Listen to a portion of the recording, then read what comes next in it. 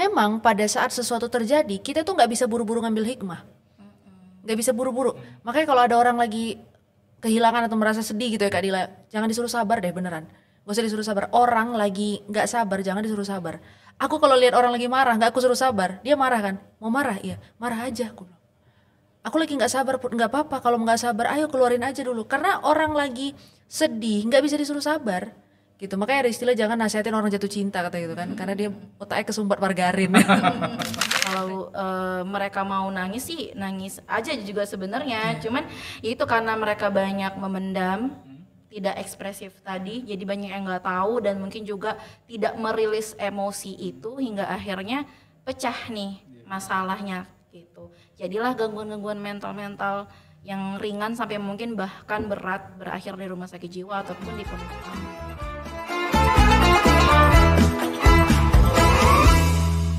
Assalamualaikum warahmatullahi wabarakatuh. Ahoy. Ya. Tanya-tanya dong. Semoga ada jawabnya. Baik, di episode kali ini di Semoga Ada Jawabnya kita menghadirkan langsung ya dua narasumber yang biasa di luar ya. Yang hari ini kita pertemukan mereka yang biasanya kita pisah ya, antara Kak Fadila Fajra dengan Kak Putri. Ya, saya ucapkan assalamualaikum. Nah, selamat datang. Kok lemas sekali kayaknya, kecapean ya? Waalaikumsalam. Rame nih kita. Pada malam hari ini kami mengangkat topik ya. Ini topiknya nggak ada nih. Berdamai dengan kehilangan. Ya. Nah, kenapa kami angkat judul ini? Karena memang kebetulan kemarin pada saat kita podcast dengan Kak Putri itu membahas tentang apa ya? Dilupa kita. Mengakui kehilangan. Iya. Mengakui emosi. Mengakui emosi ya, terkait bagaimana bahwa para nabi juga mengakui kelemahannya, kemudian bermunajat kepada Allah untuk minta pertolongan ya. Tapi syaratnya akui dulu kelemahan Anda. Kurang lebih begitu ya. Iya. Nah, kemudian kita mendapati ada satu komentar yang kita rasa ini kayaknya layak untuk dibahas ya. Boleh ditampilkan mungkin di layar?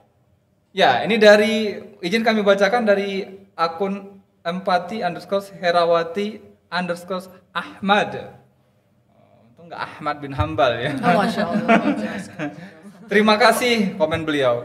Kemarin saya sangat tertekan karena orang-orang melarang saya menangis dan bersedih. Karena kedua kalinya saya kehilangan anak saya untuk selamanya. Ya, kalau dari kami mengucapkan innalillahi wa inna ilaihi rajiun ya. Saya ngeblank, nggak tahu harus memulai hidup dari mana. Karena anak yang tinggal satu-satunya wafat kecelakaan di usia 19,5 tahun atau 19,5 kali ya. Enggak 0,5 jadinya ya, 19,6 kalau setengah ya. Ini dibahas ya Bang. 19 tahun 5 bulan. 19 tahun 5 bulan aja ya kita anggap ya. Oke, boleh. Lagi masa emas, sangat semangat kuliah, tidak ada yang mengarahkan saya harus bagaimana, semuanya hanya melarang saya menangis. Nah, artinya ketika kemarin mendapat pencerahan dari Kak Putri pembahasan ini, kemudian semacam meng-approve ya perasaan beliau terhadap apa yang dirasakan. Jadi sesuatu yang ditahan berlama-lama, kemudian akhirnya oh ternyata ada kok yang menyatakan ini boleh dilakukan. Nah, jadi kita kepengen bahas ini dari dua persepsi, satu seorang apa sih kemarin kita bilang terapis mental Quranik ya gitu ya kurang lebih ya, dan satu lagi seorang psikolog yang memang nanti kita minta pendapat dari keduanya. Ada perbedaan nggak mungkin, atau bisa jadi persepsi yang sama, tapi intinya kita pengen supaya sahabat podcaster yang menyaksikan acara ini itu punya persepsi dari sudut pandang yang bermacam-macam ya, nggak cuma satu gitu, sehingga nanti bisa juga ini menjadi semacam pemahaman baru bagi sahabat podcaster luar sana untuk bisa kemudian mengambil sikap, dan jangan ragu ya ketika sudah mendapatkan statement-statement dari narasumber kita. Tapi langsung saja saya tanya dulu saya nggak akan tanya dulu ke Kak Putri, saya tanya dulu ke Kak Dila. Apa komentarnya terkait dengan komentar dari katakan Kak Herawati ini? Cewek kayaknya ya? Kalau dari pendapat saya sendiri, perasaan sedih dan perasaan duka ini apa ya? Pasti setiap orang itu akan merasakan. mungkin kesedihan yang mendalam dan duka itu. Hanya saja yang membedakan, yang jadi permasalahan itu bukan semua bermasalah, tapi maksudnya gini, saya bukan tidak membuat komentar dari Mbak ini sebagai sesuatu yang bukan baik atau tidak gitu ya. Iya, tapi maksud saya gini, itu pasti dirasakan oleh semua orang. Hanya saja ketika orang tidak di posisi itu, tidak bisa merasakan itu, empatinya berarti yang kurang. Jadi kalau saya sih lebih fokus kepada bagaimana orang-orang di sekitar tidak aware terhadap kondisi mental seseorang ketika kehilangan. Ya, nanti itu akan kita tanyakan di bagian akhir terkait dengan sikap orang-orang terdekat. Itulah maksud saya kalau misalnya ditanya tentang Komentarnya. komentar saya lebih ke Orang-orang di miris, sekelilingnya ya? melihat orang-orang di sekitar itu ngerasa kayak emang enteng ya, mungkin tujuannya begini. Terkadang kita tuh yang bikin menyakitkan itu adalah reaksi kita terhadap perkataan orang. Iya. Ya memang tuh gini, kalau kita mau lihat dari sisinya si Mbak yang mengalami duka, wajar kalau misalnya tersinggung. Namanya lagi sedih ya Mbak Putri ya. Wajar sensitif, tersinggung dan nggak mudah untuk bisa memahami. Yang dia inginkan adalah orang memahami dirinya. Padahal kalau kita menarik diri dari masalah itu agak sulit. Yang bisa lihat orang-orang di luar ini kayak kita nih, orang yang cukup objektif. Padahal bisa jadi tujuan dari mereka itu adalah menyemangati untuk udah ayo bangkit, semangat, jangan sedih terus. Padahal kan tujuannya baik, hanya saja cara penyampaian dari orang sekitar ini yang kurang tepat. Kita bisa loh tetap berikan semangat, tetap mengajak si Mbak yang berkomentar ini untuk ayo kita beraktivitas, tapi kan ada caranya, nggak langsung belak-belakan. Orang kan itu yang jadi Frontal gitu maksudnya. Iya, frontal dan tujuannya untuk menghibur supaya tertawa. Nah ternyata candaan-candaan ini cukup sensitif terhadap orang-orang yang sedang berduka. Tujuannya baik, mungkin satu hal yang satu sisi yang bisa Mbak yang berkomentar ini Herawati. bisa ambil, Mbak Herawati bisa ambil bahwa sebenarnya tujuan mereka juga baik kok tujuannya. Untuk menyemangati, untuk bisa menghiburnya Mbak gitu kan. Mungkin sekarang Mbak Tetap tegar ya gitu ya. Iya, mungkin sekarang Mbak Herawati sudah membaik kondisinya, mungkin Mbak Herawati sudah mulai bisa melihat sisi itu. Tapi bukan berarti Mbak Herawati salah ketika dulu sensitif, itu hal yang wajar. Ya yang salah ya mereka yang tidak memahami kondisi itu. Ketika mereka merasa mereka itu terjadi sama mereka, baru mereka bisa paham. Begitulah manusia karakternya. Oke, kalau seandainya ini terjadi dengan Kak Dila secara langsung, kira-kira sebagai Mbak Herawati, ya kemungkinan saya akan merasakan hal yang sama, kecewa pasti juga iya. Kenapa orang tidak memahami kondisi duka saya? Tapi kan kecewa itu hal yang normal. Tapi kan kita bisa meregulasi rasa kecewa itu. Ketika saya kecewa, lalu bagaimana selanjutnya?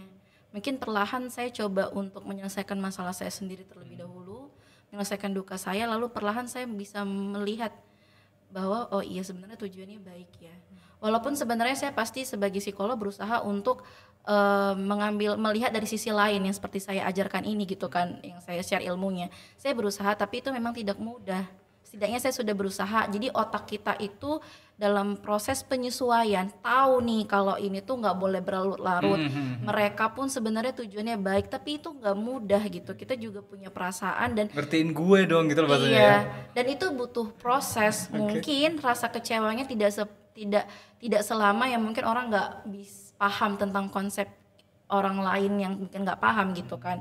Karena kita mungkin bisa lebih memahami orang lain, ada mungkin kadang dimana aku berusaha loh ngertiin orang lain, kenapa orang lain nggak bisa ngerti kita. Cuman ya mau bagaimanapun beginilah hidup. Mungkin kalau saya menilainya seperti itu ya. Menerima itu bukan berarti kita menghapus luka, tapi mungkin menerima adalah proses kita menganggap ini sebagai sebuah bagian dari hidup, kehidupan gitu. Gitu sih kalau saya. Panjang banget nanti. Jadi ingat kisah sirohnya Nabi Muhammad nih, Bang. Ya. Karena ini kan emosinya berlapis ya. Ada kehilangan, ada duka, kemudian ada kecewa gitu kan, ada penolakan. Dia berlapis-lapis emosinya. Maka diterima dulu itu, dikenali dulu jenis-jenis emosi yang sedang menguasai. Nah, karena tadi kita bahas ini, aku jadi teringat pada saat Rasul itu kehilangan anak laki-lakinya, anak laki-laki beliau, yang terakhir yang dari Maryam, Ibrahim. Sorry. Nah itu pada saat itu Nabi bilang gini, mata boleh menangis. Nah itu yang keluar dari lisan beliau adalah mata boleh menangis, tapi hati tetap harus beriman gitu. Maksudnya apa? Sebagai manusia biasa, Nabi itu juga merasakan kesedihan bahwa beliau punya anak laki-laki, nggak ada yang sampai gede. Kan makanya sampai disebut tuh, oh Muhammad itu al-abtar ya di surah Al-Kautsar. Inna syani'aka huwal abtar. Al-abtar itu apa artinya? Terputus. Jadi sebenarnya ayat itu ditujukan untuk menjelaskan bagaimana orang-orang kafir itu mencemooh Nabi Muhammad. Oh Nabi Muhammad itu nggak ada keturunan laki-lakinya, jadi dia terputus keturunannya. Nah, memang pada saat sesuatu terjadi, kita tuh nggak bisa buru-buru ngambil hikmah, nggak bisa buru-buru. Makanya kalau ada orang lagi kehilangan atau merasa sedih gitu ya Kak Dila, jangan disuruh sabar deh beneran. Gak usah disuruh sabar. Orang lagi nggak sabar, jangan disuruh sabar. Aku kalau lihat orang lagi marah, nggak aku suruh sabar, dia marah kan? Mau marah? Iya, marah aja aku. Aku lagi nggak sabar pun nggak apa-apa. Kalau nggak sabar, ayo keluarin aja dulu. Karena orang lagi sedih, nggak bisa disuruh sabar. Gitu. Makanya ada istilah jangan nasihatin orang jatuh cinta kata gitu kan. Karena dia otaknya kesumbat margarin. Nah jadi pada saat Nabi Muhammad itu merasa kehilangan, itu hikmahnya nggak langsung ketahuan di tempat. Cuman Rasulullah mengalami atau menjalani proses di mana ya beliau tahu beliau berduka. Ya, menerima dulu bahwa sedang berduka. Menerima bahwa beliau dicemooh sama orang gitu. Dikatain garis keturunannya terputus lah dan segala macam. Karena kan pada saat itu budaya orang-orang jahiliyah itu nasab menjadi satu hal yang penting. Prestis juga ya. Iya, ibarat itu kau anak siapa gitu. Itu penting tuh, kau anak siapa. Makanya ketika Nabi Muhammad diangkat jadi nabi kan ada kalimat dari Abu Lahab gini, kalau misalnya Allah itu memilih nabi, kok kau, harusnya aku. Aku lebih mulia, ana aktsaru minka malan wa banin. Aku lebih banyak hartanya dan anaknya dibanding kamu gitu. Anak laki-laki terutama. Nah, Nabi Muhammad kan gak punya anak laki-laki. Tapi hikmahnya ternyata, nah ini salah satu hikmah yang perlu kita tahu. Kenapa Nabi Muhammad tidak punya keturunan anak laki-laki adalah agar tidak ada keturunannya yang kemudian nanti dikultuskan di kemudian hari. Jadi hikmah itu gak datang tiba-tiba. Nanti sudah kita paham, baru kita akan mengambil hikmahnya itu apa. Tapi tadi mungkin agak ada salah ngomong ya, mungkin daripada nanti viral lagi. Iya, viral lagi. Mbak Putri tadi ada bilang ini apa namanya ya nabi sebagai manusia biasa. Ya nabi ya kan kalau menurut saya nabi bukan manusia biasa kayak kita gitu ya. Ya mungkin itu ada kesalahan ucap. Ya maksud Mbak Putri mungkin nabi saja seperti itu, apalagi kita sebagai manusia biasa. Tapi aku komen balik nggak apa-apa kan ya. Karena ternyata ketika kami belajar sirah nabawiyah itu sisi basyariah atau sisi kemanusiaannya Nabi itu lebih besar dibandingkan dengan sisi manusia. Artinya di Quran juga dikatakan kan ana basyarun mithlukum, aku ini manusia kayak kalian gitu. Makanya Nabi Muhammad juga mengalami patah hati, mengalami putus cinta loh gitu kan. Artinya kan memposisikan beliau sebagai manusia supaya diduplikasi sama umat.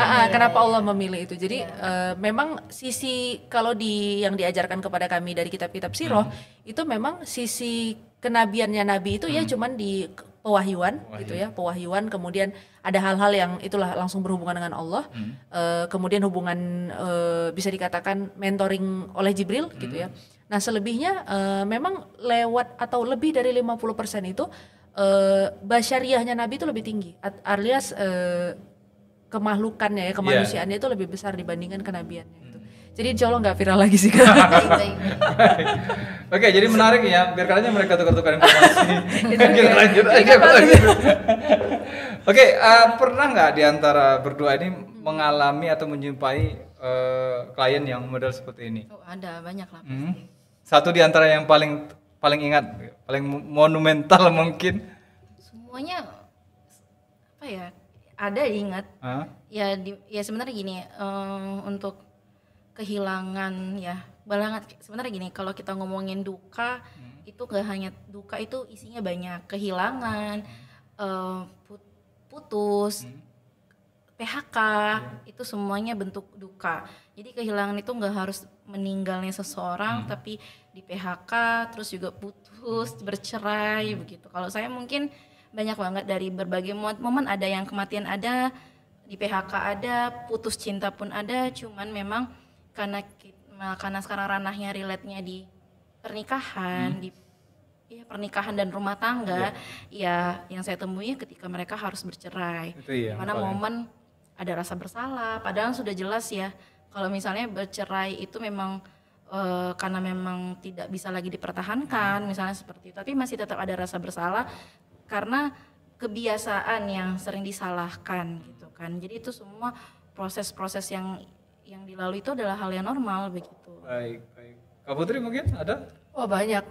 Awalnya itu gini, aku nggak namanya sebagai terapis kan kita punya perjalanan menterapi orang ya. Awal-awalnya kan sangat-sangat global aja gitu. Ayo ungkapin yang dirasain apa gitu. Tapi lama-lama seiring berjalannya waktu, lama-lama mulai ngerti nyongkelnya gitu. Ini apa sih sebenarnya dasarnya gitu. Karena kayak baru-baru ini dalam minggu ini aku ada satu klien, dia tuh cerita di alam sadar dia bilang dia itu hubungan sama ibunya kurang baik, sama adiknya kurang baik.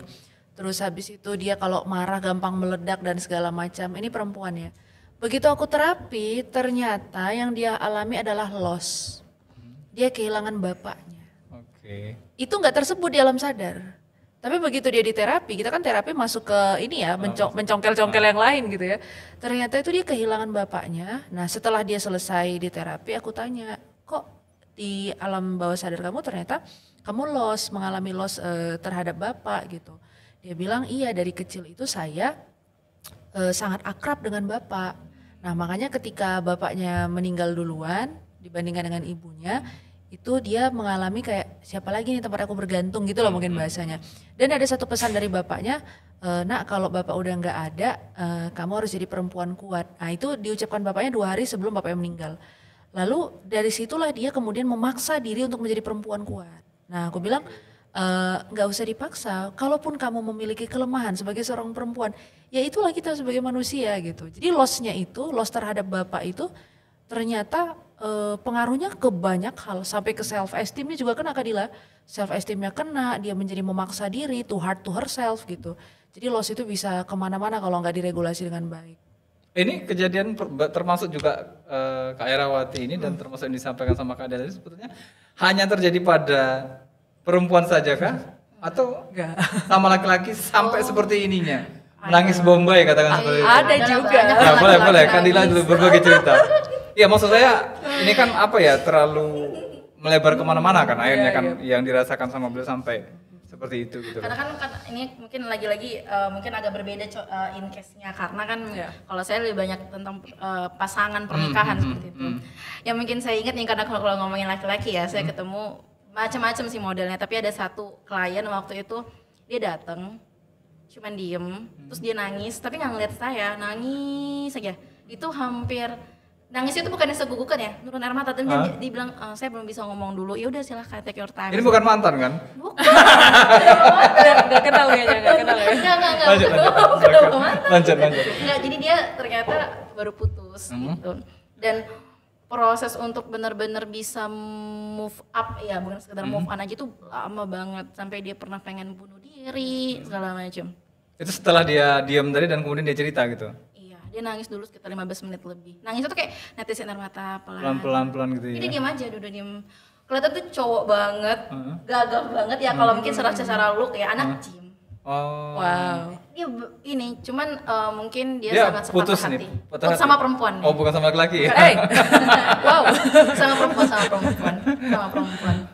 Gitu. Jadi prosesnya memang awalnya dia nggak terima, dia ngerasa aku kurangnya apa begitu. Jadi mungkin kalau kita kaitkan dengan teori duka cita di psikologi itu ada dari Kübler-Ross ya, itu DAPDA ya kalau saya singkatnya, sering ada kita pertama penolakan dulu, denial dulu, lalu ya dia juga mengalami, dia datang ke saya dia sudah di tahap lagi tawar menawar nih, bergaining ya. Jadi kita denial, terus kita angry marah, baru mungkin masuk ke tahap tawar menawar itu, baru depresi, baru dia acceptance. Nah sebenarnya tuh beda-beda tiap orang. Ya jadi ini tidak harus berjalan linear. Tapi untuk pengen ditegaskan aja untuk klien laki dan perempuan emang sama atau ada hal yang berbeda sih? Soalnya kan kalau terkait dengan penegasan harus menjadi tulang punggung atau apa misalnya katakan seperti tadi pesan dari ayahnya, kayaknya penerimaannya beda dengan laki-laki dan perempuan menurut saya tapi nggak tahu nih. Butuh persaksian langsung dari saksi hidup. Apa ya? Kalau merasa kehilangan dan duka itu sama aja ya, laki-laki sama perempuan. Sama aja, sedihnya juga sama, cuman mungkin nggak semua laki-laki seperti itu. Memang mayoritas perempuan seperti itu, tapi tidak semua laki-laki seperti itu yang membedakan. Kalau rasanya, prosesnya sama sih, bisa ngalamin hal yang sama, cuman mungkin laki-laki cenderung tidak lebih emosional aja gitu ya. Kalau saya lihat yang untuk sejauh ini yang saya temui gitu. Karena kan perempuan mau meledak-meledak begitu, mau yang benar-benar kelihatan emosional, tapi laki-laki mungkin dia lebih bisa mengontrol itu gitu. Tetapi tetap rasanya itu tetap sama sih. Sama. Bisa sedalam-dalamnya, sehancur-hancurnya perempuan, laki-laki juga bisa sehancur itu. Turun berat badan drastis juga bisa. Yang saya sering jumpain teman-teman tuh biasanya justru asupan makannya lebih tinggi kalau lagi dalam kondisi seperti itu. Laki-laki Pelampiasannya perempuan. Laki-laki ini yang saya cerita. Laki-laki cenderung nggak tahu ya, tapi memang saya belum ada baca riset dan jurnalnya. Cuman beberapa klien yang saya temui mengalami penurunan berat badan ketika Kebalikannya ya. laki-laki. Iya. Tapi kalau yang Pak Putri mungkin bisa menambahkan. Iya, yang aku ini kemarin baru bahas juga sama teman kan tentang kayak mana cara laki-laki mengelola emosi gitu. Dia bilang pertanyaannya waktu itu gimana ya? Kenapa laki-laki tuh nggak lebih emosional gitu? Sebenarnya aku bilang bukan nggak lebih emosional, sama aja sebenarnya. Cuman pada saat mengekspresikannya itu beda. Kalau perempuan kan dia lebih ekspresif ya. Nah kalau laki-laki itu kita entah bagaimana, kita itu hidup di kultur yang mana laki-laki itu tidak diizinkan bersentuhan atau bersinggungan dengan emosi. Jadi kalau misalnya laki-laki udah bicara tentang emosional, entah kenapa kultur kita tuh seperti menganggap oh ini laki-laki lemah gitu.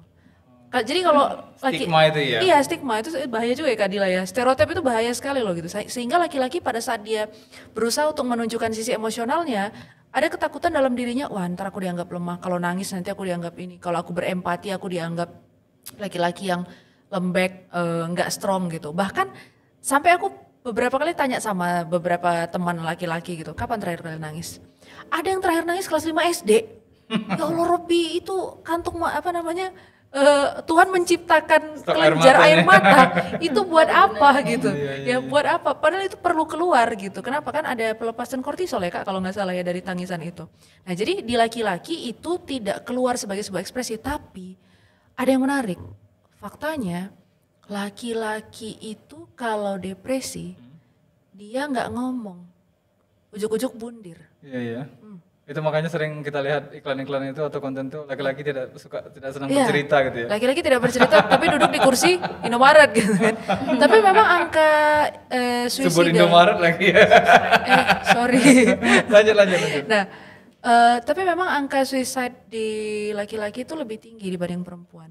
Misalnya kayak waktu aku di Bogor ya, aku kan lama di Bogor. Itu selama aku di sana berapa kali ketemu dengan kasus di mana laki-laki yang terlibat pinjol, judol, bla bla bla, ya itu berakhir dengan suicide. Iya, memang kalau di rumah sakit jiwa juga mulai laki-laki itu juga banyak. Karena memang gini, jangan tersuges dong tiba-tiba kok kayaknya nih. Ini tidak memojokkan gender ya. Iya. Tapi memang gini, kalau mungkin dari sudut pandangnya Kak Putri itu stereotype ya. Sebenarnya iya itu jadi salah satu faktor. Cuman ada faktor genetik juga. Dimana memang laki-laki memang tercipta itu memang cenderung logiknya tuh main logika. Nah ketika logika lagi bermain itu emosi akan tertekan. Maksudnya menurun ya. Jadi itu juga jadi salah satu faktor kenapa laki-laki tidak ekspresif gitu. Kalau mereka mau nangis sih nangis aja juga sebenarnya. Cuman itu karena mereka banyak memendam, tidak ekspresif tadi, jadi banyak yang nggak tahu dan mungkin juga tidak merilis emosi itu hingga akhirnya pecah nih masalahnya gitu. Jadilah gangguan-gangguan mental yang ringan sampai mungkin bahkan berat berakhir di rumah sakit jiwa ataupun di pemakaman ya. Optimis sekali ya kalau ngejudge ke cowok ini ya. Loh tidak, Kita hanya memandang secara logik. Baik. Nah ini bagaimana kemudian kehilangan itu bisa mengubah kondisi seseorang? Gitu. Ini kayaknya Kak Dila pernah bahas ya tentang kehilangan ya. 3 fase laki-laki berubah, aku nonton nih. Apa tadi pertanyaannya? bagaimana kehilangan bisa mengubah seseorang?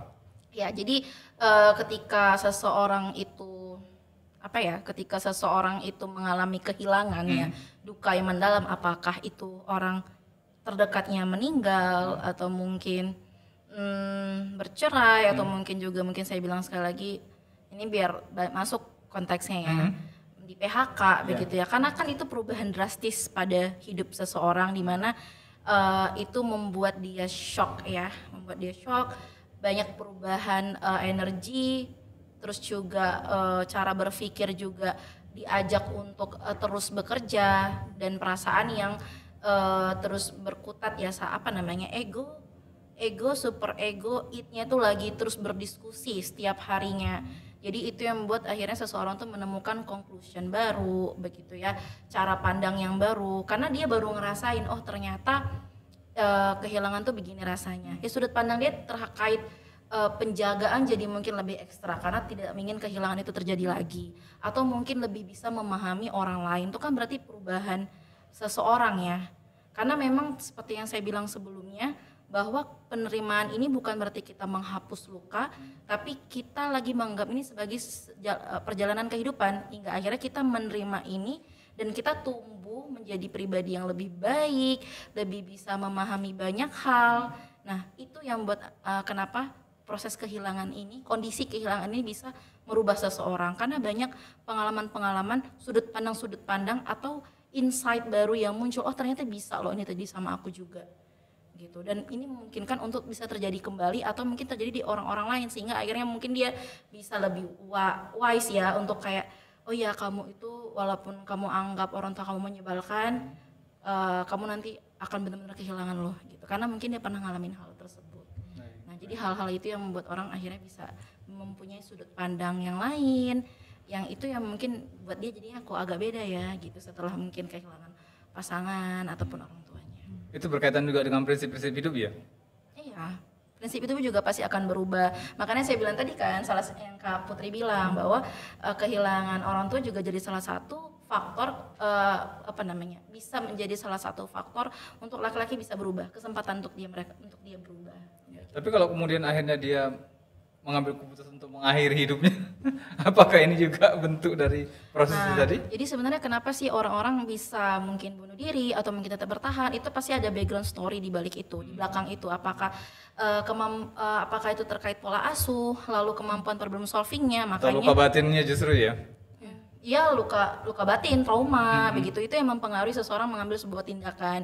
Jadi kita jangan bilang karena meninggal itu bisa buat bunuh diri. Lihat dulu yang bunuh diri ini siapa, why gitu, kenapa gitu. Kita cari ke belakangnya, apa yang membuat dia, apakah dia pernah dibully kah, atau mungkin dia punya permasalahan lain kah selain kehilangan ini hingga akhirnya dia buat bunuh diri. Nggak mungkin, itu nggak.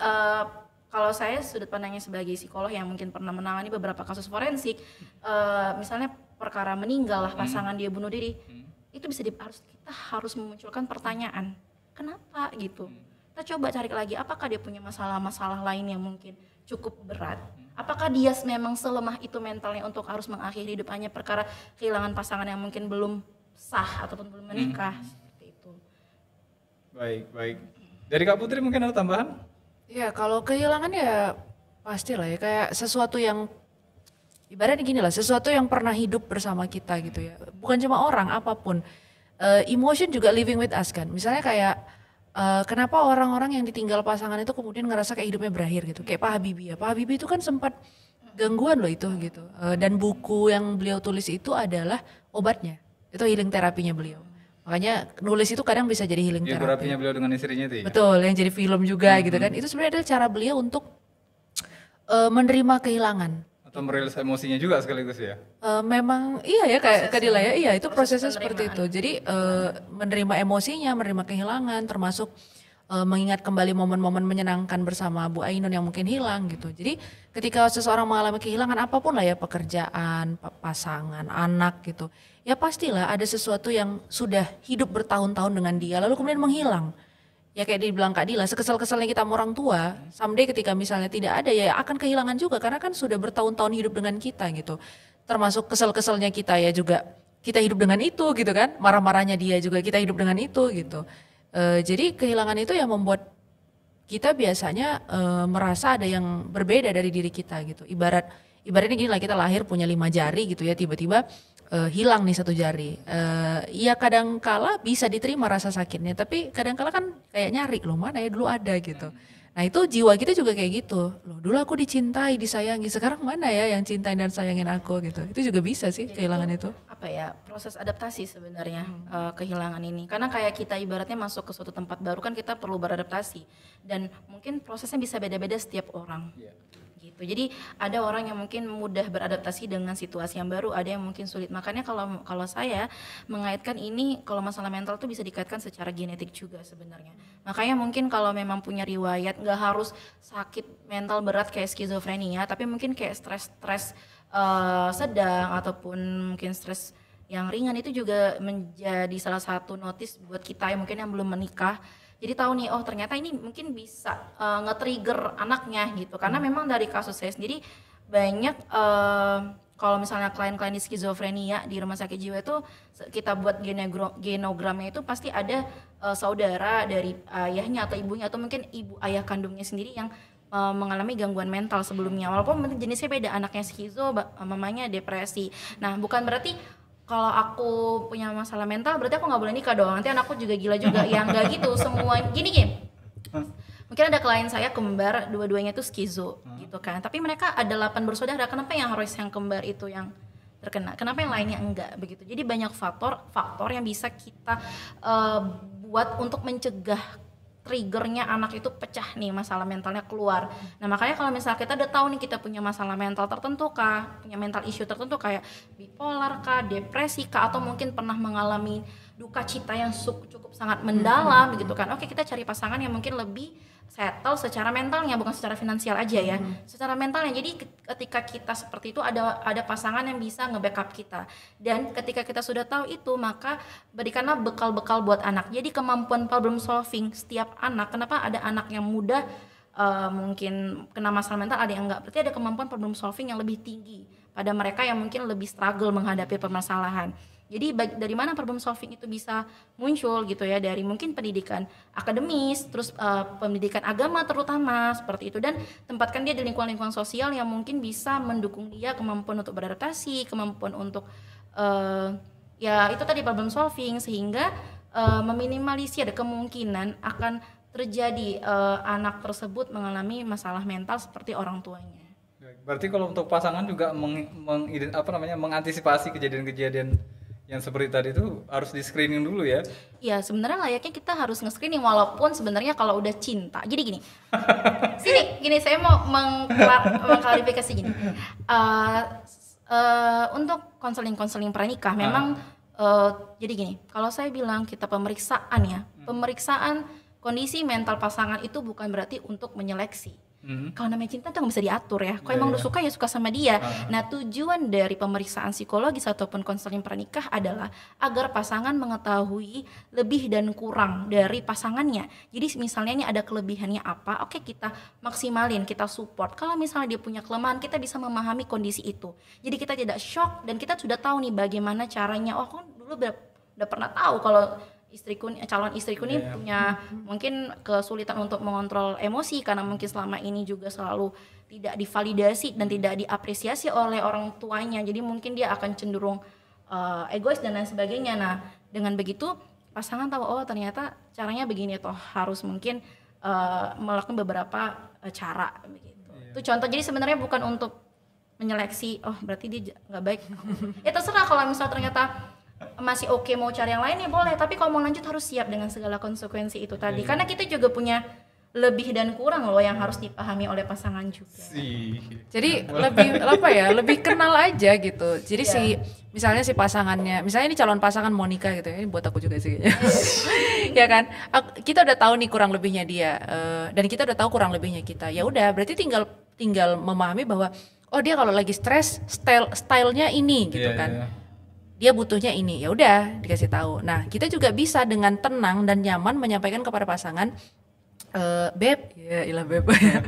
Aku tuh kalau lagi marah tuh nyamannya kayak gini caranya. Kasih treatment ini gitu ya? Iya, kasih coklat gitu, enggak dong.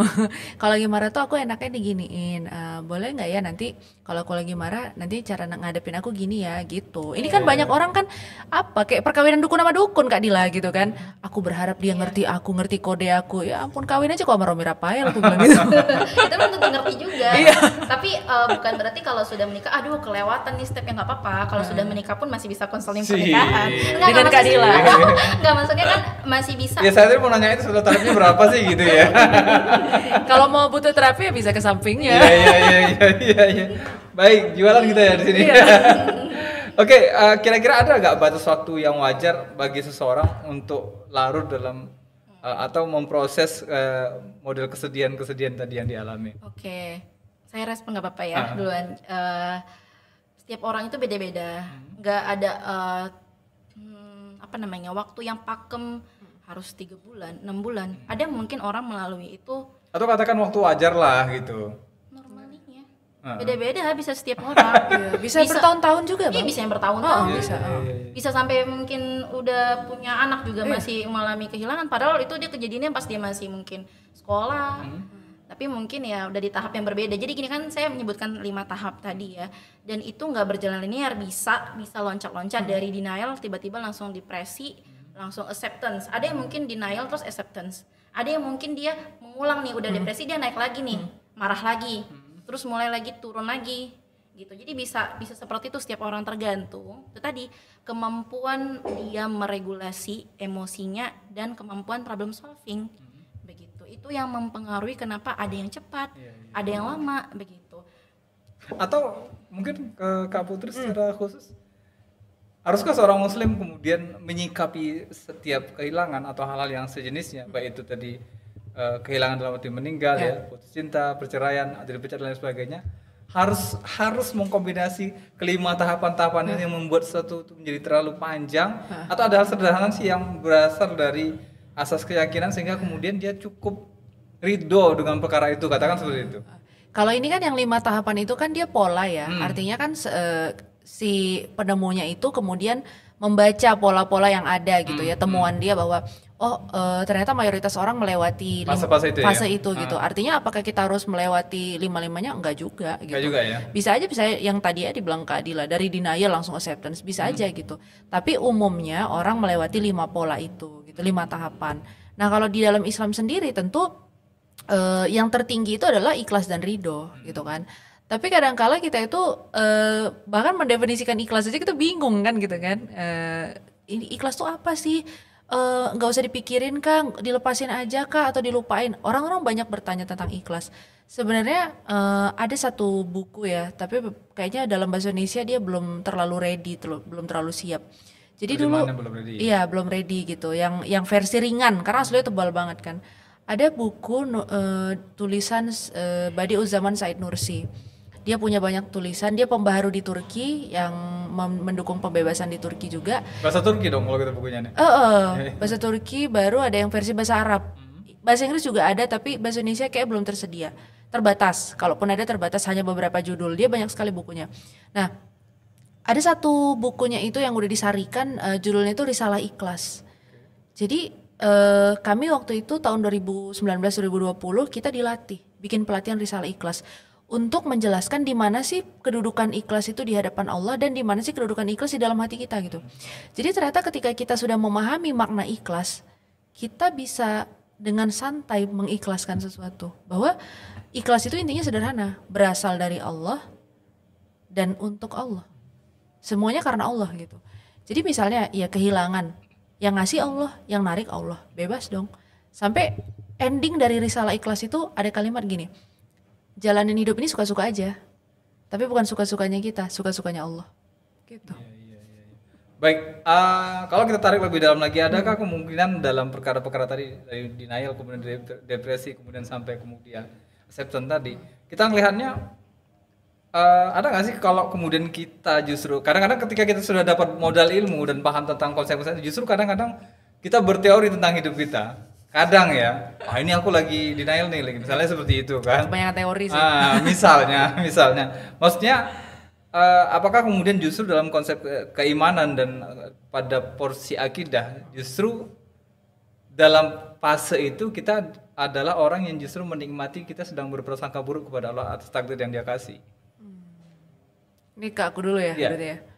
Kalau misalnya di fase-fase itu kemudian kita mengalami, misalnya denial, ya denial itu kan semua ditolak ya Kak Dila ya, kenyataannya ditolak, emosinya ditolak, bahkan sampai takdir Allah ditolak itu.